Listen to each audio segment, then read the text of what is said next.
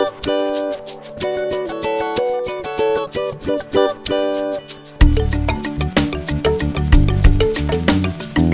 and a warm welcome to this episode of Eye on Gauteng. I'm Gugule Tucele.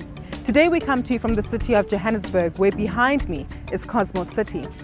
Work on this massive greenfield development began in 2004 and now is home to a variety of individuals from various financial and societal backgrounds. Cosmo City serves as a significant example for the vision of the Gauteng City region's transformation, modernization, and re-industrialization. Let's take a look.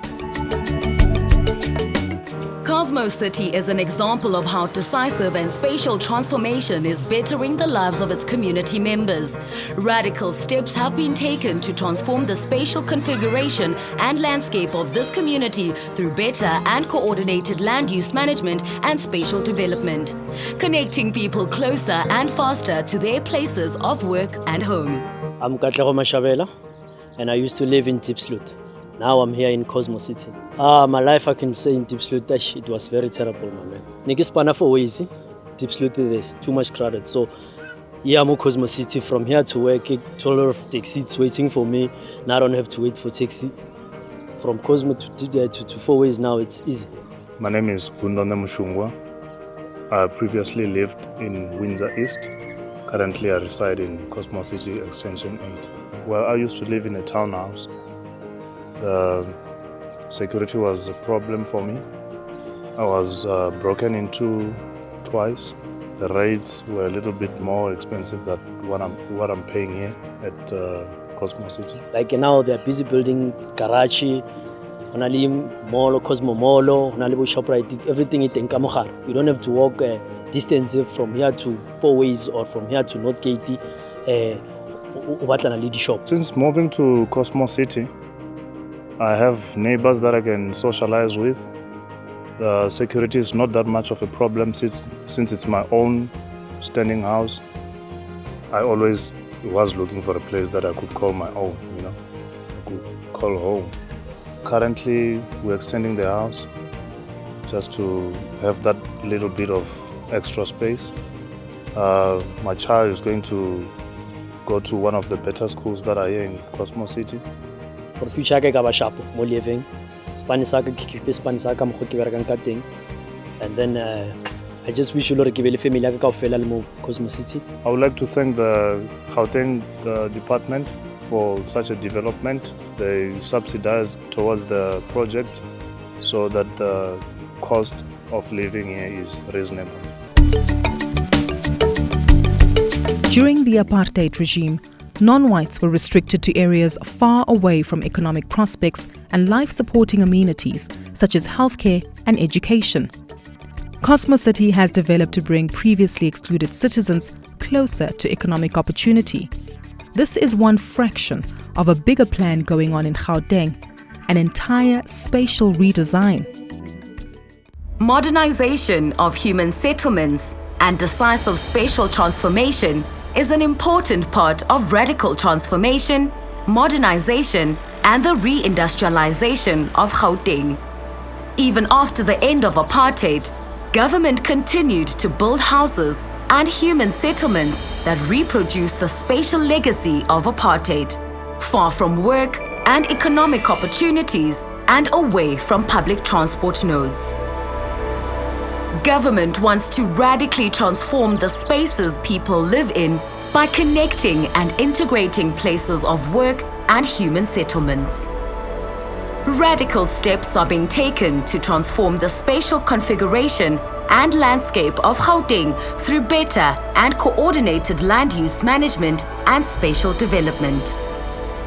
Government is working with state-owned enterprises and the private sector to ensure that a new built environment and inclusive spatial landscape emerges across the Gauteng city region.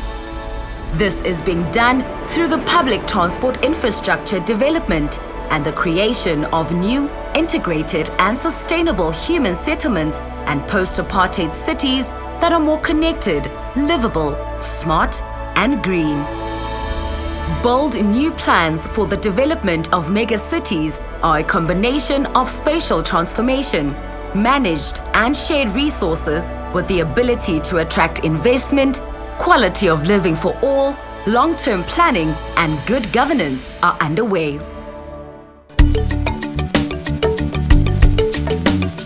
Here in Johannesburg, the Spatial redesign program is known as the Corridors of Freedom. Earlier this year, the city hosted the Global Environment Facility, where they announced a 120 million rand investment into the project. The project itself is a multifaceted program because it deals with transforming the urban space in the city of Johannesburg, ensuring that we're able to reconfigure the urban space of Johannesburg, addressing issues of food security, addressing issues of mobility, but also ensuring that we're able to reduce greenhouse gas emissions through interventions such as urban design, but also the building materials that are used. We were born 25 years ago to help developing countries to achieve their goal of global environment such as climate change, biodiversity, ocean, the river or the soil or chemical. These are kind of global environment and you would like to protect them. But here we have a tremendous challenge. Climate change already impacted a lot in this country, for instance, drought, the flood, and you are also losing a lot of biodiversity. So that we are here to help the countries to address those kind of challenges. However, more importantly, why Joburg? Role of cities to fight against this challenge is so important. These days, cities do have 80% of the GDP. They have also emitted 80% of the GHG. So what the city can do or cannot do really dictate the future of our planet. And Joburg has such a visionary leader, the Mayor Tao. He has such a visionary plan, Joburg 2040, and he articulated what the city can do or should do, and this is really nicely fit to our mission, our goal. So I'm really excited to come here to join hands to help them achieve their Joburg 2040 vision. Right now we're in Westbury. We have come to show the CEO the current interventions. We're at the Westbury BRT station. The intention is to walk through Westbury, take it through the non-motorized transport initiatives, pedestrian walk, cycling lanes that we've built, but also to show the interventions on the social side, including the clinic that's 60% complete, a dedicated bridge for young learners that have to go to a primary school, and the social housing initiatives that we have planned for the area of Westbury. Because Westbury is an important part of where the corridor initiative starts. It is in the heart of the corridors of freedom, and it's important that we start here in making demonstrable progress in ensuring the integration of our communities.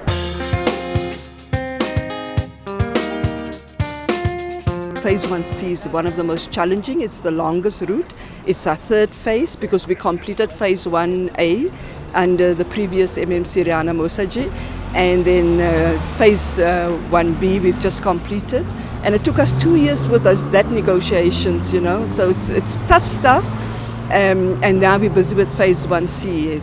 And now we're going down to Turffontein, and eventually we will be looking at the mining belt.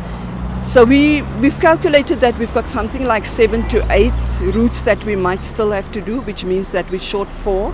So for that kind of thinking and infrastructure and planning, designing, you really need big money, and you really need to be bold. You need to go out there and ask people to help you.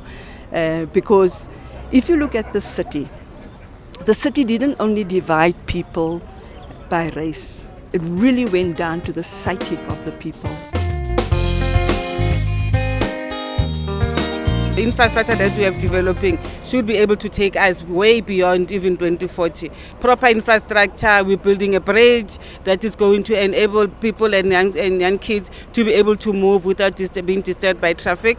We're contributing in the park as well, in ensuring that people have proper areas of relaxation.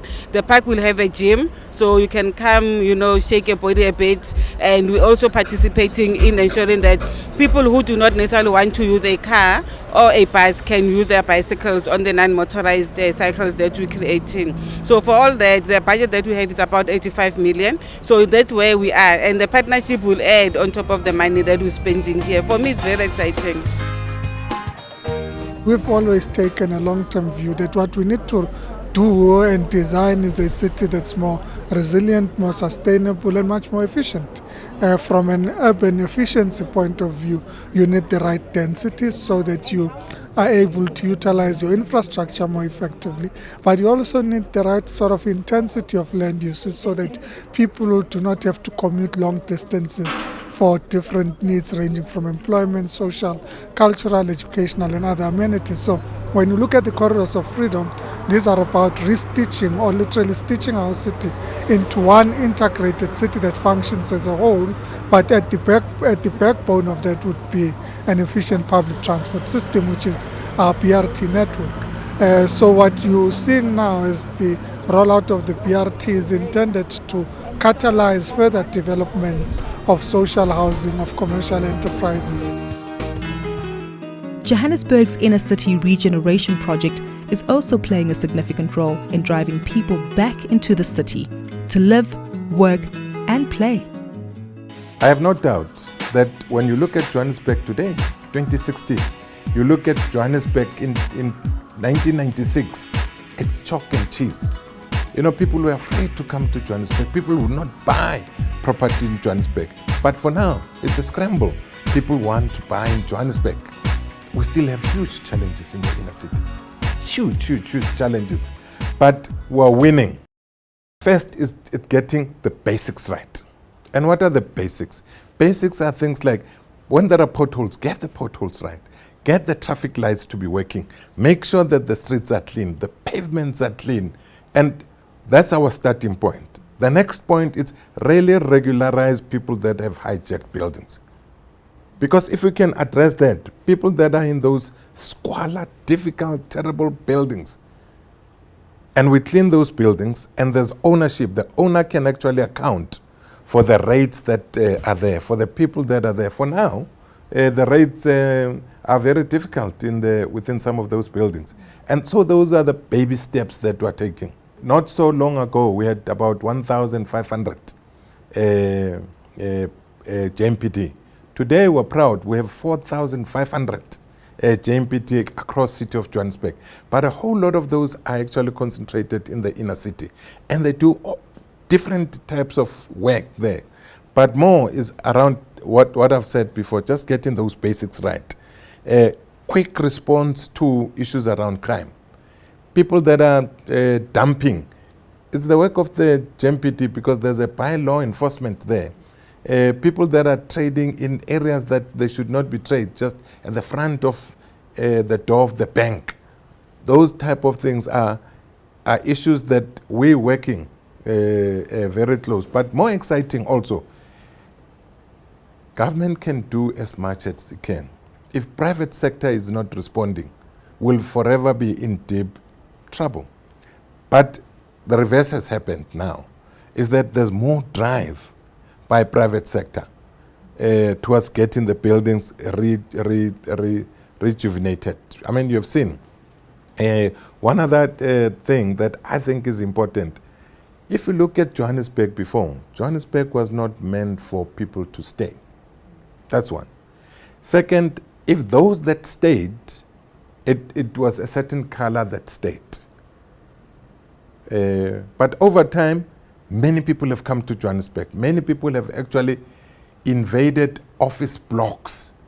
And you'll know that once you occupy an office block as a residential, is that building will actually be run down because there's not enough things like water supply, there's not enough toilets, and in that way it's a problem. What private sector has done, they've bought lots of buildings there and converted those into residential. And if you convert the city into some blocks into residential, then you're keeping the city alive to a 24. Because before, the city would just be a place to work and people go out to the suburbs, wherever that they stay. But now you find a city, the inner city, it's a place to work, to play, to do everything within the inner city. When we come back from the break, we speak to the chairperson of the COCTA and Human Settlements Portfolio Committee to find out more about the challenges and developments that have been made regarding the province's housing commitments.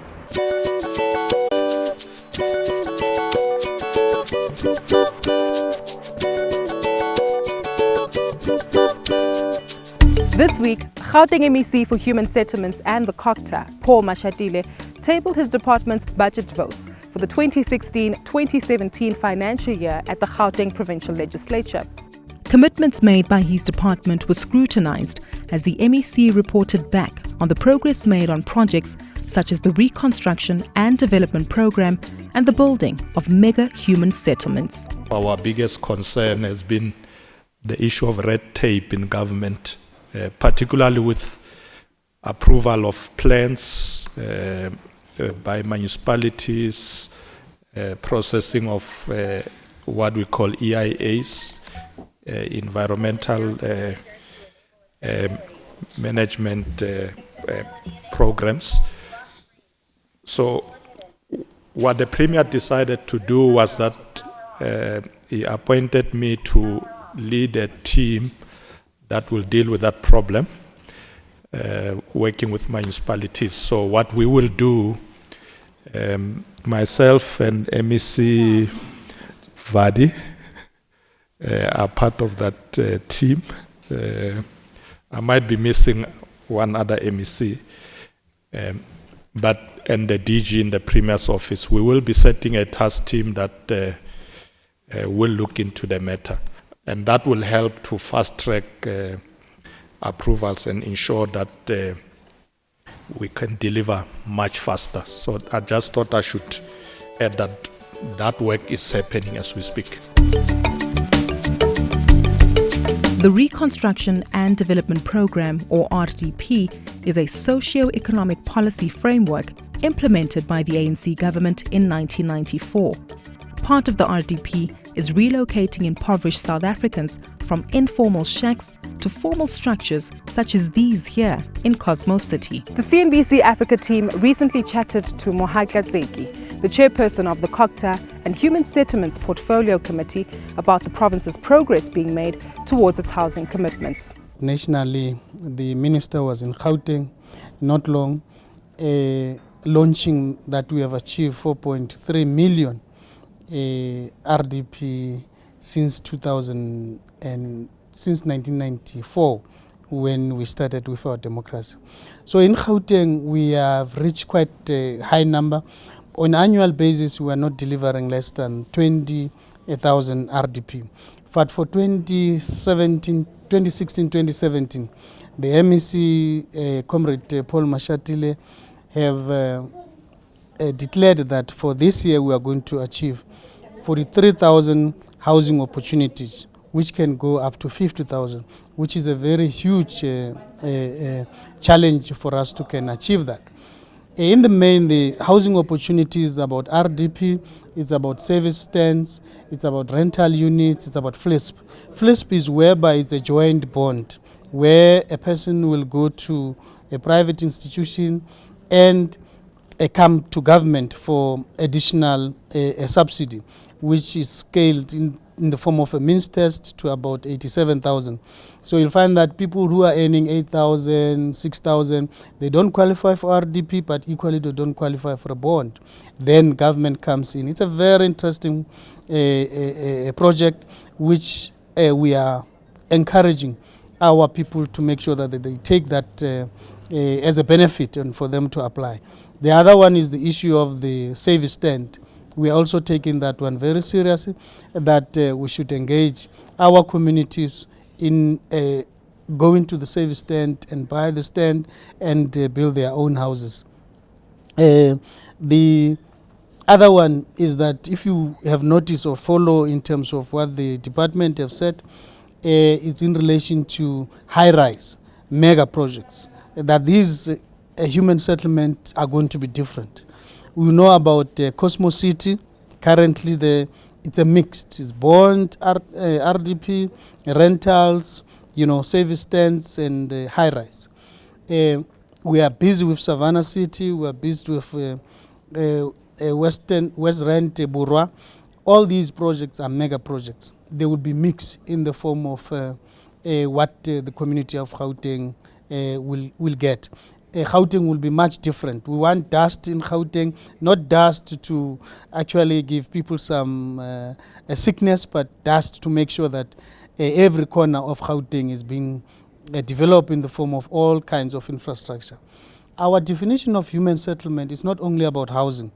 Where we are building houses, there must be recreation facilities, there must be schools, there must be health facilities, there must be roads, there must be electricity, water, there must be everything that communities needs as a form of basic life or basics of life for them to exist. One of the biggest issues the Gauteng Department of Human Settlements is facing is the RDP housing waiting list. The plan is to implement a digital system to alleviate the backlog. The issue of biometrics is going to assist us where currently a wrong person is occupying the house that is not his in terms of the title deed or in terms of what has been agreed on the data. So that's quite important.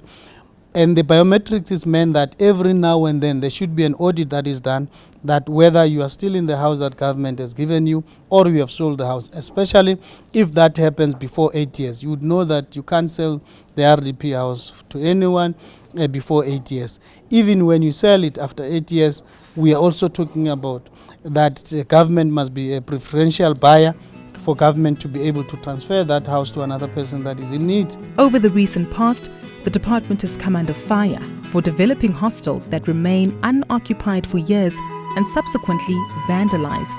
I must say that is one challenge. Probably our planning was not the best there, because the intention was that people that are staying in hostel, when these hostels are upgraded, they will move and rent. Now the rent with what they are renting now and the new hostels in terms of the market rate are not comparable. Now that's a challenge, but we are engaging with other private institutions or private people that could rent those hostels or those flats, because there are no more hostels now. They are bachelor's flats or family flats where people can rent them and pay on monthly basis. To mitigate service delivery protests and concerns, the War Room and Ntirisano campaign sees the Premier regularly interacting with communities where issues are voiced in formal meetings. Many of the challenges that are there when the Premier is there on the Ntirisano, the following day the departments are coming back and make sure that they respond to those issues or immediately, even before there could be a service delivery protest. So it's a proactive. Ntirisano is more proactive, and then the War Room is more responsive to when people are raising their grievances through petitions or through any form of them making the office of the Premier or the central office to be aware of their challenges. So the downfall of the protest, it's a reflection that the ANC-led government is really responding to the needs of the community down there.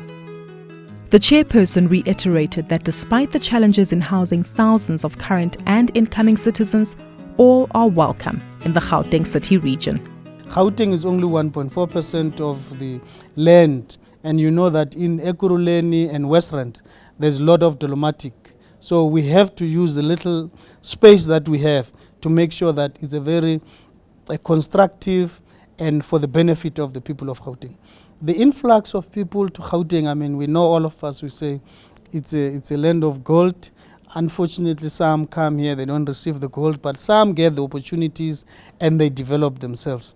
One of the issues, if you could go through the municipal IQ, you will see that even if there's a big influx to Gauteng, we are the most populous province in South Africa, which is around 1.2, which is about 12 million. It's a reflection that Gauteng is growing.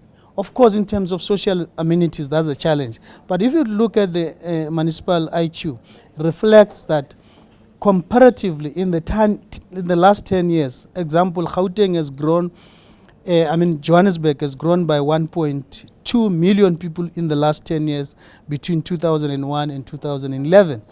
But in terms of service delivery, there's still a positive improvement, which we could say people that are not accessing basic services are only 5%, even under those challenges of growth. Ekurhuleni is almost 1 million growth since 2001. But again, Ekurhuleni is still receiving those good results in terms of the rating. They've just received a AAA. Johannesburg has received a BB+, which is a reflection that we are able to confront and respond to the growth. We can't send anyone away of Gauteng. Anyone that is here is welcome, and I think our a grant from National are also responding, must respond to those challenges that every year there's almost more than 100,000 people that are coming to Gauteng. Well, that's all we have time for this month's episode of Eye on Gauteng. But do remember that we welcome your comments and feedback, so tweet us at CNBC Africa using the hashtag EyeOnGauteng410. Next month, we focus on the province's healthcare sector. Be sure not to miss out on that episode. But for myself, Gugulethu Cele, and the team, it's goodbye for now.